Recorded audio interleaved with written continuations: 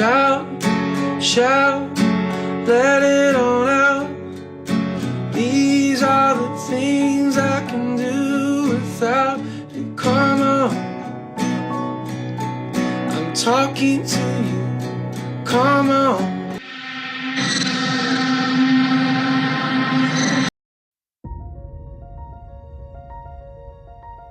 The Institute TV show Season 1 episode finale aired a while ago, and at the same time, the show renewed for Season 2. The Institute TV show, based on a novel in the same name, written by Stephen King and directed by Jack Bender, had an epic ending manifested as an energy-driven into subject kids to rise against the Institute and the staff, and once for all broke this unhuman medical facility down. But as we saw, there were more to be revealed yet. In all my reviews, I had a comparison point of view on both the Institute and From TV show, and alongside this comparison, not only depicted the From map to connect both shows in the form of an infinity symbol, but I tried to introduce you to the individuation process, the Jungian theory on self-development, balance and mind growth. I promised you to define a final map for From Land and From TV show, and in this review, I'm going to declare that more. In one of my latest reviews on From TV show, I discussed on the idea of Christ consciousness by Carl Jung, and I tried to depict this concept for you through an artistic comparison with a yellow Christ painting painted by Jean-Paul Gauguin to honor Jack Bender's artistic approach and his effective point of view to the concept of painting, to design his themes and mise-en-scenes. This is Ellen the Marvelous, the movie Gangstar. And in this review, I'm going to do that once again. And this time it will not only be the matter of painting, but the dramatic arts and literature as well. And again, I'm doing this analytic approach as a crossover on both the Institute and From TV shows. Please like the video and share it through your friends and communities. Subscribe to my channel to support me, and as all of my reviews, videos and breakdowns are connected to each other somehow, don't forget to turn the notification bell to be informed of all of my new videos as I uploaded them, and be the first one watching.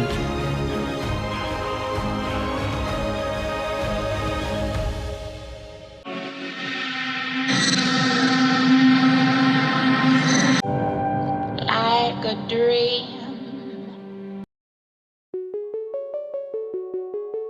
Through the Institute TV show, these poor subject children, as they've been frequently being tortured by the Institute experiments and gained more TP powers, trying to find a way out and save themselves before they become a victim of the dark smoked chimney. At last, this is Maureen, one of the staff members, who decides to help look around and makes a video quietly to expose all criminal activities this institute is committing to abuse these genius children's powers of mind for their own dirty dark benefits. And as Luke is running out of the institute, taking the flash memory Maureen gave him, we saw Maureen hung herself after she made a phone call to the journalist woman asking her to support Luke with his informations. In the scene, 6P entered her room angrily looking for Maureen. As she opened the door, faced with Maureen's pale, colored body hanged in the other side of the door. There is a shot from above when we see 6P faces with Maureen's hanged dead body, and they both have positioned in the frame as they are mirroring each other at the both sides of the door, and there is a shining ray of light has begun to shine from under Maureen's feet alongside 6P's through the dark pale environment towards the outside, where it came from. And Maureen's hanged body is the fiery point of the story plot, where we enter the main climax of the show narration, and the aftermath begins.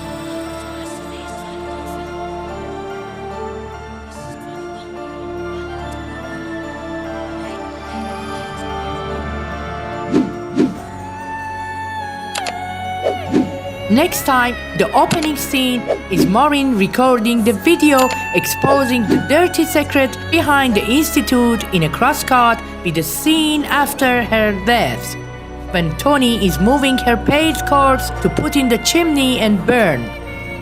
Jane Locke, the actress performed Maureen, has had a heavy pale makeup for this scene, and in a zoom shot on her entire face, she looks like a painting more than a movie character. When I looked deeply into her face in this very scene for the first time, it reminded me of a famous neoclassic painting painted by Jacques-Louis David, the leading French painter, called The Death of Marat.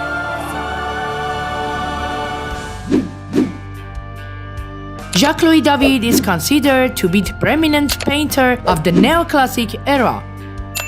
David has painted this art piece to depict his friend's murder scene, Jean-Paul Marat, who was a French revolutionary leader. By taking a deeper look in the painting and a quick glimpse on the scene, Maureen's pale dead face, we can feel and see the same sense and pain in both subjects' faces. Them both positions of head and a pale pain and a trace of an eternal suffer we can see in their faces, even on the form of the lips. In the painting, we see Marat's dead body in the bathtub, as he has a piece of paper in his hands. He was known for his skin condition, caused him to spend a lot of time in his bathtub. Due to his skin problem, he always had his desk by his bathtub and was working on his papers there.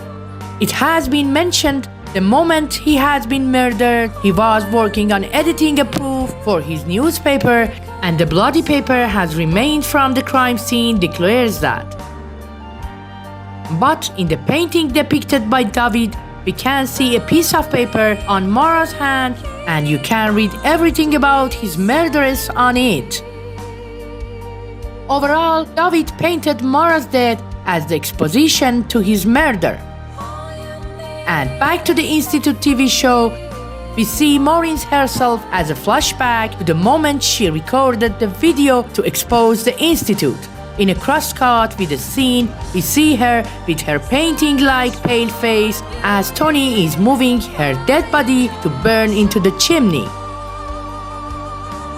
And this cold, cruel, and painful crosscut as a concept works exactly as David's painting of Marat's death as the exposition to the Institute's criminal activities. And at the same time, prepares the audience for the scene, which is all about the death of sheriff and upcoming conflicts. This is a very artistic inspiration Jack Bender has used as the director of the show to convey a deeper universal meaning and creating such an atmosphere.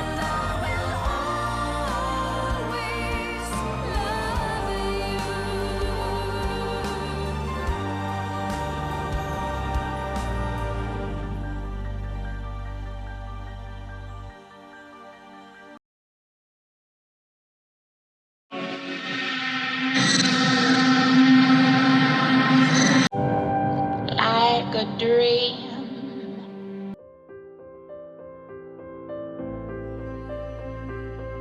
From this painting and through this comparison, I'm going to take a look to a playwright written by Peter Weiss, a German artist, a writer, a painter, a graphic artist, an experimental filmmaker who is well known for his play Marat in 1963. The full name of this play is The Persecution and Assassination of Jean-Paul Marat, as performed by the inmates of Asylum of Charenton under the direction of Marquis de Sade. Peter Weiss created this playwright experimenting dramatic elements and characteristics of both Antonin Artaud and Bertolt Brecht to portray a class struggle and human suffering that asks whether a true revolution comes from changing society or changing oneself, which points to the individuation process we discussed before. This play is placed in the historical Charenton Asylum and is entirely a play within a play.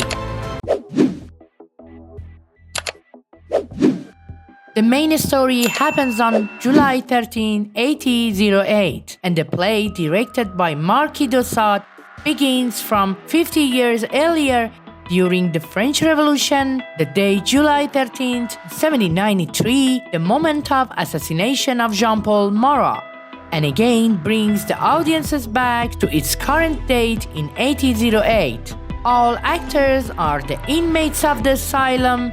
The nurses and staff members of the asylum also enter to lead the process and restore the order. And director of the hospital, who was a French Catholic priest, Calmier, supervises the performance, as his wife and his daughter also accompanying him.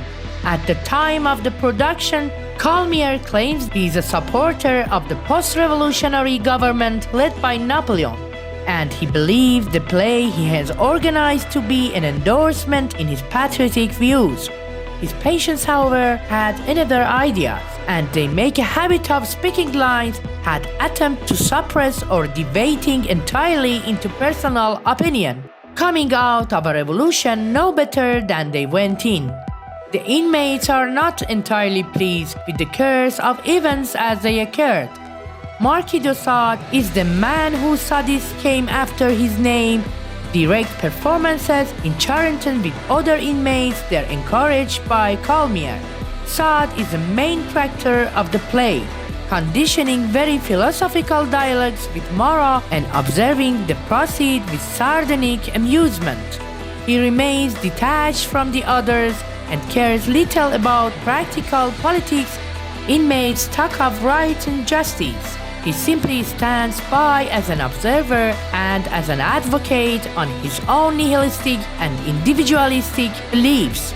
This is the exact same thing happening in the Institute, but in a different form. Consider on this playwright, written by Peter Weiss, as an inspiration for Jack Bender, the director of the Institute. We can discuss on the From TV show as well.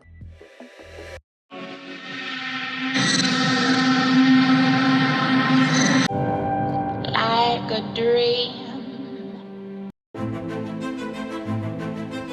In Season 1, Episode 4, we saw Luke and Avery finally could connect to the back half and meet Kalisha as they were discussing an awful situation over there. We saw Iris and other victim children so sad and desperate and so miserable. As it seemed, they were draining these children, using their brains and minds in a movie night session only to abuse them to hit their chosen targets for their own self-benefit, claiming they are saving the world. There was a mysterious door over there. You could see the recovery board on its badge. There was the exact place where they could hear the hum. As they saw later in the next episode, it was a place only to drain the rest of their energy to death. After all, burn into the chimney like a rubbish. The next episode exactly begins where we see Maureen taking one of those children in half dead, and next takes another child who is dead to the back door to put in the chimney and burn. Wait a moment. Who is this man putting children's lifeless body into the chimney? Isn't he John Griffin, the famous creator of From TV show?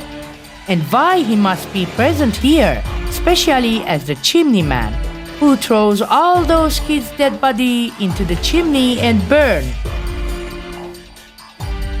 And this is the exact scene in the Institute TV show where it gives us enough proof to say both From and the Institute TV show are connected. But if From Land is a playground or a stage for the Institute, where everyone is an inmate of a mental institution working on different stories, or a playwright, and acting in as the process of individuation. After all, this is a huge collaboration of arts, literature and dramatic arts, and meeting of minds. Honestly, I can't wait for the next season of From TV show to see how these both shows may connect it. What y'all think about that? Write your ideas as comments in the comments section and let me know what do you think about that. This is Ellen the Marvelous, the movie Gangstar. Hit the thumbs up and like the video and share it to your friends and communities. Subscribe to my channel to support me, and as all of my reviews and breakdowns are connected to each other somehow, don't forget to push the notification bell to be informed of all of my videos, reviews and breakdowns as I uploaded them. For now, love and light in peace.